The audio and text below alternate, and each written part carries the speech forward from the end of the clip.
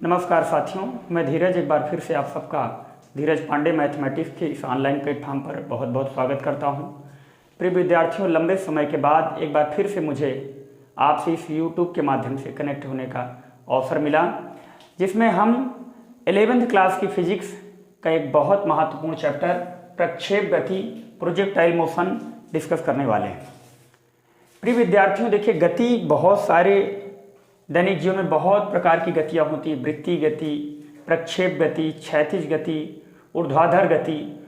उन्हीं सब गतियों में एक स्पेशल गति प्रक्षेप गति है, जिसे इंग्लिश में हम लोग प्रोजेक्टाइल मोशन कहते हैं। ये एक प्रकार की ऐसी गति है जिसमें हम कोई बाण चलाते हैं, तरकस से बाण चलाते हैं तो बाण की गति ऐसी गति होती है। कोई बॉलर गेंद फेंकता है तो गेंद की गति ऐसी गति होती है। ऊंची कूद कूदने वाला कोई खिलाड़ी जब ऊंची कूद कूदता है तो उसकी जो गति होती है वो प्रक्षेप गति होती है। तो इन सब बातों के माध्यम से आपके दिमाग में कहीं ना कहीं क्रिस्टलाइज हो रहा होगा कि यह एक प्रकार की गति स्लोपदार गति है, परवलयाकार गति है। और उसी टॉपिक को आज हम लोग डिटेल में इस वीडियो के माध्यम से समझेंगे।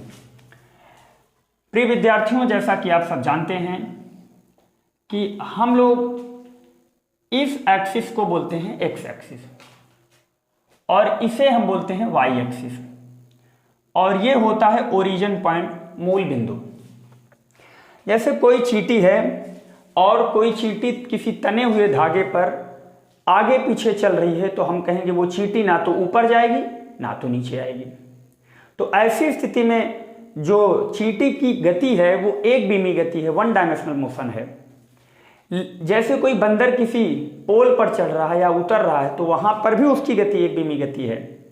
लेकिन हम लोग ऐसा देखते हैं कि जब कोई पतंग उड़ाता है आदमी, तो पतंग उड़ाते समय पतंग हमसे दूर भी जाती है क्षैतिज में और हमसे ऊपर भी जाती है। तो पतंग की जो गति है वो भी दो बीमी गति है। जैसे हम सीढ़ी पे चढ़ते हैं तो जब हम पहली सीढ़ी पे चढ़ते हैं तो हम अपने साथ वाले आदमी जो हमारे साथ सीढ़ी पे चढ़ नहीं रहा था, नीचे है, उससे हम ऊपर जाते हैं और उससे दूर भी जाते हैं। जैसे दूसरी सीढ़ी पे जाएंगे उससे और ऊपर जाएंगे, उससे और थोड़ा आगे जाएंगे। तीसरी सीढ़ी पे जाएंगे तो उससे और ऊंचाई पर जाएंगे और उससे और आगे जाएंगे। यानी हॉरिजेंटल हम उससे दूर जा रहे हैं। तो इस बेस के थ्रू हम प्रक्षेप गति को समझेंगे। जैसे हम बोले कि भाई एक चीज बताइए, एक चींटी है यहाँ पे 5 मीटर पर सेकंड के स्पीड से जा रही है, वेग से जा रही है। यहाँ पे हमने देखा 10 मीटर पर सेकंड के वेग से जा रही है और यहाँ पे मैंने देखा 15 मीटर पर सेकंड के वेग से जा रहे हैं। तो हम एक चीज देख रहे हैं कि उसके वेलोसिटी में एक्सचेंजमेंट हो रहा है, बट उसका डायरेक्शन कहीं नहीं बदल रहा है। वो जो उसका मोशन है वो केवल एक्स एक्सिस पर है।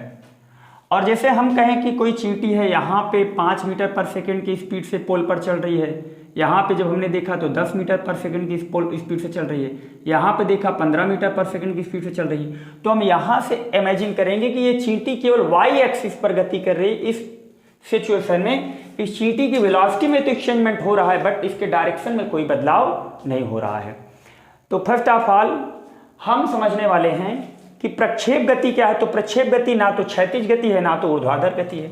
तो अगर इस एक्सिस पर कोई पिंड गति करेगा तो इसे हम बोलेंगे क्षैतिज गति, इसे हम बोलेंगे क्षैतिज गति।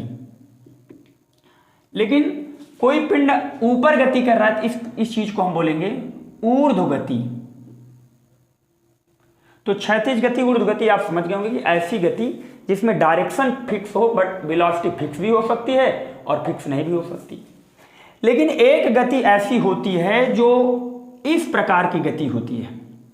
जैसे आप नोटिस किए होंगे कि कोई नीरज चोपड़ा है, भाला फेंका होगा, तो भाला जब फेंका होगा तो भाला उसका ऐसे गया होगा, ऐसे। तो वहां पे जो उस भाले की गति थी, वहां पे जो उस तीर की गति थी, वो गति ना तो हॉरिजॉन्टल था, ना क्षैतिज था, ना वर्टिकल था। तो दोनों सिचुएशन पे ना तो एक्स एक्सिस पर गति कर रहा था तो ना वाई एक्सिस पर गति कर रहा था। उसके भाले की गति कुछ इस प्रकार रही होगी। तो क्षैतिज गति में हम सबसे पहले ये समझेंगे कि प्रक्षेप गति में हम सबसे पहले समझेंगे कि जहां से कोई पिंड गति करता है उसे हम बोलते हैं प्रक्षेपण बिंदु। प्रक्षेपण बिंदु, इंग्लिश में इसको बोलते हैं प्रोजेक्टाइल पॉइंट। इंग्लिश में इसे बोलेंगे प्रोजेक्टाइल पॉइंट। यानी ये पिंड इस समय जिस स्थिति में था वहां से गति शुरू किया, उसे हम प्रोजेक्टाइल पॉइंट कहेंगे। और ये पिंड अगर गति किया होगा तो इसके अंदर कुछ वेग रहा होगा, तो इस वेग को हम बोलते हैं प्रक्षेपण वेग। प्रक्षेपण वेग। और जब कोई भी चीज गति करती है तो वो कुछ न कुछ कोण बना के गति करेगी, तो ये जो थीटा है इसे बोला जाता है प्रक्षेपण कोण। इंग्लिश में भी जानते रहिए, इसे प्रोजेक्टाइल वेलोसिटी, इसे प्रोजेक्टाइल एंगल, इसे प्रोजेक्टाइल पॉइंट। अब इसमें हमको समझना क्या है कि आप नोटिस किए होंगे कि क्षैतिज गति और ऊर्ध्वाधर गति आप समझ गए होंगे, लेकिन प्रक्षेप गति क्या होती है। तो हम ये नोटिस कर रहे हैं कि जब पिंड की स्थिति यहां थी तो इसका डायरेक्शन, इसके वेलोसिटी का डायरेक्शन यहां था। जब पिंड यहां था तो इसके डायरेक्शन, वेलोसिटी का डायरेक्शन इधर था। जब पिंड यहां था तो इसका दिशा इधर था। जब पिंड यहां था तो इसका दिशा यहां था। जब पिंड यहां पहुंचा तो इसका दिशा इधर हो गया। इससे मुझे एक शिक्षा मिल रही है। लेकिन अब एक चीज तो ये तो डायरेक्शन की बात है कि प्रक्षेप गति में क्षैतिज गति ऊर्ध्वाधर गति की अपेक्षा डायरेक्शन बदलता है। लेकिन हमने ये देखा कि जब यहां था तो एक्स एक्सिस पर यहां था और वाई एक्सिस पे, एक्स पे यहां था, वाई पे यहां था। जब यहां देखा तो एक्स पे यहां था, वाई पे यहां था।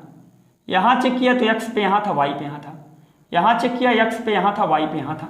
इसका मतलब क्या हुआ कि ये पिंड एक ही समय में दो दिशाओं में गति कर रहा है, एक्स में भी जा रहा है और वाई में भी जा रहा है।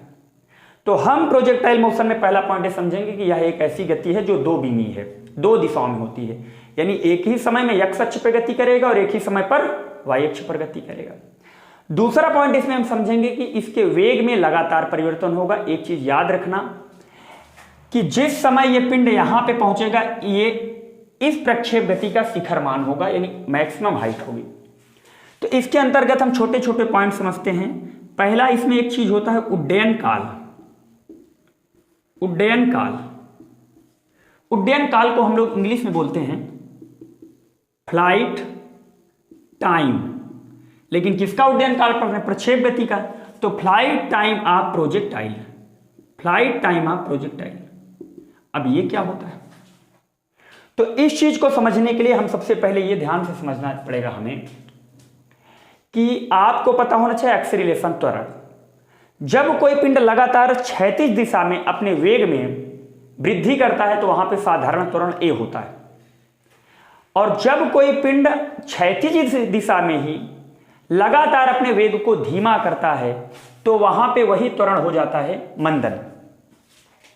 और जब कोई पिंड ऊपर ऊर्ध्वाधर फेंका जाता है तो वहां ग्रेविटी लगती है, ग्रेविटेशनल फोर्स लगता है, ग्रेविटेशनल एक्सेलरेशन लगता है। तो जब कोई पिंड ऊपर जाता है तो लगातार उसके वेग में कमी होती है, तो वहां जो त्वरण होता है वो -g होता है। और जब कोई पिंड ऊपर से नीचे गिराया जाता है तो वहां भी त्वरण होता है, लेकिन वहां +g होता है। तो क्षैतिज गति में फर्स्ट ऑफ ऑल मुझे ये पिंड ऊपर फेंकना होगा। तो आप एक चीज नोटिस किए होंगे, वेक्टर एक चैप्टर होता है जो समतल में गति के अंतर्गत हम दो चैप्टर पढ़ते हैं, एक सदिश विश्लेषण और दूसरा 2 डायमेंशनल मोशन। 2 डायमेंशनल मोशन के बेस पर हम दो चैप्टर पढ़ते हैं। एक चैप्टर होता है प्रोजेक्टाइल मोशन, प्रक्षेप गति, और दूसरा होता है सर्कुलर मोशन, वृत्तीय गति। तो उसी 2 डायमेंशनल मोशन का हम एक पार्ट शुरू किए हैं, प्रक्षेप गति। और आप सभी को हम यह बताना चाहते हैं कि जिसके साथ ये कोण जुड़ा होता है, इस दिशा को हम बोलते हैं क्षैतिज घटक u cos थीटा, और इस चीज को हम ऊर्ध्व घटक बोलते हैं u sin थीटा। और हमारा टारगेट है कि हम निकालना चाहते हैं उड्डयन काल। तो अब उड्डयन काल क्या होता है? प्रक्षेपण बिंदु से जब हम कोई चीज फेंकते हैं, जैसे ऊंची कूद का एक खिलाड़ी जब मुंडे पे पैर रख के ऊंची छलांग मारता है तो कुछ समय तक वो हवा में रहता होगा, तब जाके मिट्टी में गिरता है। जब कोई जो बाण चलाने वाला इंसान होता है, बाण चलाता है तो उस तरकस से जब बाण निकलते तो कुछ समय वो हवा में रहती है। तो जब प्रक्षेपण बिंदु से कोई भी ऑब्जेक्ट, कोई भी कण, कोई भी पिंड प्रक्षेप गति के माध्यम से उसको हम गति देते हैं। सपोज दैट हमने इस पॉइंट को मान लिया O और इस पॉइंट को मान लिया हमने P। तो ये ऐसे गति करते करते करते करते इस बिंदु पर आएगा, जो इस बिंदु की स्थिति होगी यम। तो O बिंदु से ये यम तक की जो दूरी तय किया, ये एक हवाई माध्यम से तय किया, हवाई मार्ग से तय किया, तो इस हवाई मार्ग में जो समय लगा, this is the flight time of projectile, यानी जो हवाई यात्रा में समय लगा वही समय प्रक्षेप का उड्डयन काल है। अब प्रक्षेप का उड्डयन अगर काल है तो उसका कुछ डेराइव्ड फॉर्म होगा, डेरिवेशन होगा, उसको हम कैसे समझेंगे? तो first of all you know that कि अगर कोई पिंड हम ऊपर फेंकेंगे तो गति का पहला समीकरण v बराबर हम जानते हैं u प्लस at होता है। लेकिन आप यह भी चीज जानिए कि कोई भी पिंड अगर ऊपर फेंकेंगे तो वह नीचे तभी उसका आना संभव है जब उसका कुछ क्षण के लिए वेग शून्य हो जाए। अब कौन सा वेग शून्य होगा? अगर इनिशियल वेलोसिटी शून्य कर देंगे, प्रारंभिक वेग शून्य कर देंगे, तो प्रारंभिक वेग अगर किसी पिंड का शून्य कर देंगे तो गति ही नहीं करेगा। तो यहां से हमको एक शिक्षा मिलनी चाहिए कि जब मैं प्रारंभिक वेग u से उसे फेंकूंगा ऊपर, तो कुछ क्षण बाद जब कुछ डिस्टेंस वो कवर करेगा तो उस समय कुछ क्षण के लिए उसकी लास्ट वेलोसिटी, फाइनल वेलोसिटी, अंतिम वेग शून्य हो जाएगा, तभी वो पिंड नीचे की ओर गति करेगा। तो यहां से मुझे एक शिक्षा और मिली कि अगर कोई पिंड हम ऊपर फेंकते हैं तो कुछ क्षण बाद उसका लास्ट वेलोसिटी, फाइनल वेलोसिटी, अंतिम वेग शून्य हो जाएगा। और अगर इसे u वेग से ऊपर फेंक रहे हैं तो मेरे प्यारे भाइयों ये बताइए कि उसका प्रारंभिक वेग क्या होगा? u sin थीटा, यानी put the value of u sin theta. यहां तक हम समझते हैं, आशा करते हैं कि आप समझ गए हो। और अगर ऊपर फेंकेंगे मेरे प्यारे भाइयों, ऊपर अगर इस पिंड को फेंकेंगे तो जो a है वो a नहीं रहेगा, वो ग्रेविटी के थ्रू माइनस g हो जाएगा, यानी put the value of a is equal to minus g। और मेरा टारगेट समय निकालना है, तो हम कहेंगे गति के पहले समीकरण में v बराबर, अब v का मान कितना रखेंगे? यहां से 0 रखेंगे। u का मान कितना रखेंगे? u sin theta. a का मान कितना रखेंगे? Minus gt। अब माइनस gt का इधर डायरेक्शन चेंज करेंगे तो gt बराबर हो जाएगा u sin थीटा। अब यहां से अगर हम t बराबर निकालेंगे तो हो जाएगा u sin theta by g। अब ये क्या निकल के आया मेरे प्यारे भाइयों? तो मेरा प्रयास क्या है कि ये पिंड यहां से यहां तक आने में कितना समय लिया? तो इस समय को निकालने के लिए हम पहले निकालते हैं कि जो ये पॉइंट है, ये पॉइंट है, अगर यहां से यहां तक आने में समय निकालें तो एक चीज आप और याद रखिएगा कि जब कोई पिंड को हम प्रक्षेप गति के माध्यम से ऊपर फेंकते हैं तो जिस समय वो सबसे मैक्सिमम हाइट पर पहुंचता है तो उस क्षण तक जाने में जितना समय लगता है उस क्षण से फिर उसी समतल में आने में उतना समय लगेगा। यानी हम बोल सकते हैं कि O से P तक इस पिंड को जाने में जितना समय लगा होगा, O से P तक जाने में जितना समय लगा होगा, उतना P से M तक आने में लगा होगा। तो मेरे प्यारे भाइयों, अगर मैं O से P तक का टाइम निकाल दें तो हम ये भी जान चुके कि अगर यहां से यहां तक जाने में T टाइम लगा होगा तो यहां से यहां तक आने में भी T टाइम लगा होगा। तो अगर यहां का टाइम हम निकाल के डबल कर दें तो पूरा टाइम आ जाएगा क्या? तो आप कहेंगे हाँ आ जाएगा। तो हम यहां से कहेंगे कि एक चीज बताइए, तो T हो गया। अगर ये T है, ये T है और पूरे को हम मान ले रहे हैं कैपिटल T, तो आप कहेंगे capital T will be T plus T। अब ये T प्लस T क्यों हुआ? O से M तक जाने में T तो P से M तक भी आने में T। इसका मतलब कोई पिंड अगर मैक्सिमम ऊंचाई तक गया है तो उसे मैक्सिमम ऊंचाई से मिनिमम ऊंचाई तक आने में भी उतना ही समय लगेगा। तो हम जानते हैं T बराबर हो जाएगा 2T। अब T बराबर हम वैल्यू जानते हैं क्या? 2u, T का मान कितना है? u sin थीटा अपान जी। और मेरे प्यारे भाइयों यही होता है प्रक्षेप का उड्डयन काल। तो प्रक्षेप का उड्डयन काल कैसे निकला? T बराबर 2u sin थीटा अपान, जहां T क्या है? प्रक्षेपण कोण है, G क्या है? गुरुत्वीय त्वरण है, U क्या है? प्रारंभिक वेग, इनिशियल वेलोसिटी, T क्या है? उड्डयन काल। तो हम पहला पॉइंट क्लियर कर चुके हैं कि उड्डयन काल क्या है। अब उड्डयन काल के बाद हम चर्चा करते हैं कि मेरे प्यारे भाइयों, फर्स्ट टॉपिक था तो उड्डयन काल, और दूसरा टाइप हम जो पढ़ने वाले हैं, दूसरा टाइप यहां से हम पढ़ेंगे प्रक्षेप का परास। प्रक्षेप का परास, इंग्लिश में इसे बोला जाता है रेंज ऑफ प्रोजेक्टाइल। अब रेंज से आपके दिमाग में आया होगा कि भैया हम दो लोग खड़े हैं, हमारे आपके बीच का रेंज क्या? तो रेंज का मतलब सेम दैट डिस्टेंस। यानी रेंज क्या होता है? हम कहेंगे O से M तक की जो डिस्टेंस होती है, R होता है, यही रेंज होता है। यानी ओ से लेकर एम तक की जो दूरी होती है उसी को हम बोलते हैं रेंज, परिसर, परास। परास को इंग्लिश में क्या बोलेंगे? रेंज। अब रेंज कैसे निकालेंगे? यानी हमारा कहने का मतलब है कि परास क्या है, हिंदी में अगर इसे हम समझना चाहें तो प्रक्षेपण बिंदु से किसी पिंड को फेंकने पर वह पिंड जितनी दूरी पे जाके गिरता है या जितनी दूरी तय करता है उसी प्रक्षेप का परास कहा जाता है। जैसे हम बोल दें पिंड, ये यहाँ मूल बिंदु पिंड फेंके, पिंड आके गिरा यम पर, तो हम कहेंगे ओ से यम तक की जो दूरी होगी उसे क्या बोलेंगे? प्रक्षेप का परास। अब आप जानते होंगे, गणित और फिजिक्स दोनों में आप जानते होंगे कि चाल बराबर, मेरे प्यारे भाइयों, होता है चाल बराबर दूरी बटा समय, दूरी बटा समय। तो यहां से अगर हम निकालें दूरी बराबर क्या होगा, तो दूरी बराबर हो जाएगा चाल गुणे समय। अब आप हमें बताइए कि जो परास होगा, ये चीज निकालने के लिए भी हम क्या अप्लाई करेंगे? ये डायरेक्शन अप्लाई करेंगे, नो सॉरी, यहां से इस डायरेक्शन में इसकी दिशा क्या है? चाल कितनी है? You cos theta. और रेंज को हम लोग आर से लिखते हैं, चाल कितनी है? You cos theta.